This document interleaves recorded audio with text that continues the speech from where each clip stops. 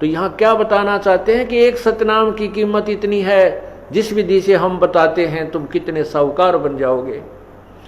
सतनाम एक पालड़े रंग होरी हो, 14 लोक चढ़ावे राम रंग होरी हो, 3 लोक पास्यंग धरे रंग होरी हो, भाई तो न तुलाया राम रंग होरी हो, तो भी वो पलड़ा भारी रहेगा। कौन सा? जो एक श्वास उस श्वास का सिमरन है। अब आप देख लेना आप कितना सुमन करते हो और फिर भी रह जाते हो, इसका मतलब है कि हमारे ऊपर बहुत ज्यादा ऋण है, बहुत ज्यादा ऋण है। असंख्य युग हो गए हमने याद इस काल के जाल में फंसों को, और काल ये ऐसा चतुर है कि हमारे पुण्यों को बहुत शीघ्र बर्बाद करवा देता है, कोई न कोई कारण बनवा देता है और फिर हम जैसे थे उसे फिर हो जाए। उसके लिए सावधान रहना होगा, हमने अपने पुण्यों को कहीं नहीं बर्बाद करना है। घड़ी डिमांड भी ना करनी चाहिए परमात्मा से, मन ये दे दे, मेरा ये हो जा, 2 कोठी हो जाए, एक और बना लूँ, ये भगवान एक छोरा का और थोड़ा प्लाट मिल जाए, हम यही तंग मांगते रह जाते हैं। नहीं, परमात्मा से आप मोक्ष, भक्ति और मोक्ष मांगिए, और भक्ति में ये सब अपने आप मिल जाएंगी जिनकी आप अलग से डिमांड करते हो।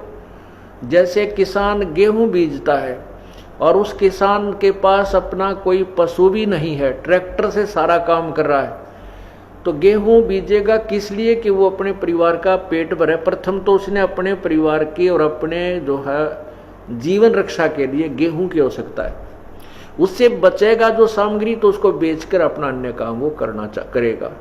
तो इसी प्रकार जैसे गेहूं बीज दिया, उसका उद्देश्य था अपनी रक्षा करना, अपना पेट भरना, परिवार का पेट भरे उस अन्न से। लेकिन गेहूं वो अन्न बनने से पहले भूसा पहले बनता है। वो भूसा जो बनता है तूड़ा, वो पशुओं का चारा तो फ्री में बनता है, धक्के तो बने अपने आप बनता है, वो तो बाई प्रोडक्ट है उसका।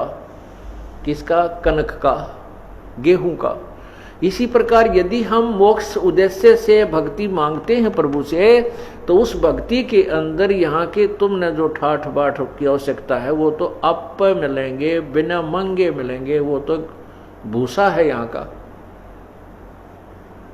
कोई बात नहीं, अभी ज्ञान नहीं है क्योंकि हम बहुत सताए हुए हैं दुखों के, तो उसके लिए कुछ तो परमात्मा अपने आशीर्वाद से तुम्हें एडवांस लाभ दे देता ताकि आपकी श्रद्धा कबीर परमेश्वर में बने कि ये भगवान है।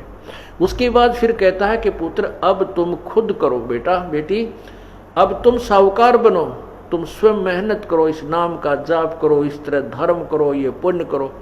तो जैसे कोई ज़्यादा कहता है मुझे ऐसी तकलीफ है, मैं ऐसा है, तो हम कहते हैं तुम एक हवन के लिए, ज्योति के लिए संकल्प करो।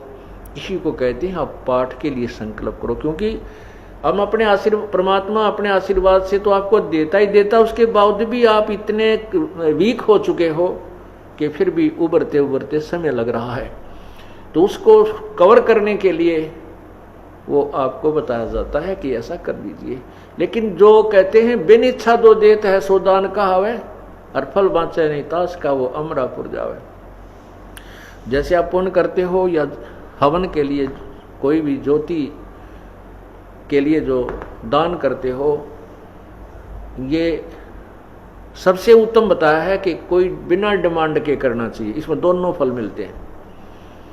यदि हम किसी डिमांड की कोई परमात्मा से मांग करके जो पुण्य करते हैं वो काम तो हो जाता है, लेकिन वो पुण्य बराबर हो गया, उस पुण्य के प्रतिफल में आपने ले लिया।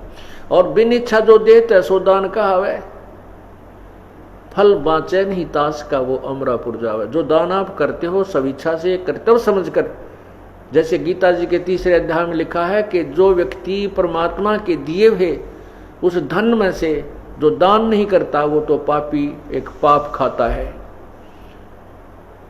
इसलिए हमारा परम कर्तव्य है कि हम कुछ पुण्य करें, यज्ञ करें। तो उसके लिए हमारा परम कर्तव्य समझ करके हम जो पुण्य दान जो भी करते हैं पाठ आदि करवाते हैं, उसका फल दोनों लाभ देता है। वो आपके जो काम अड़े हुए हैं उनको भी सेट करता है, क्योंकि आपने बिन इच्छा एक कर्तव्य समझकर दान पाठ आदि करवाया है, और आपको सतलोक जाने के लिए भी उसका पुण्य सहयोगी शेष रह जाता है।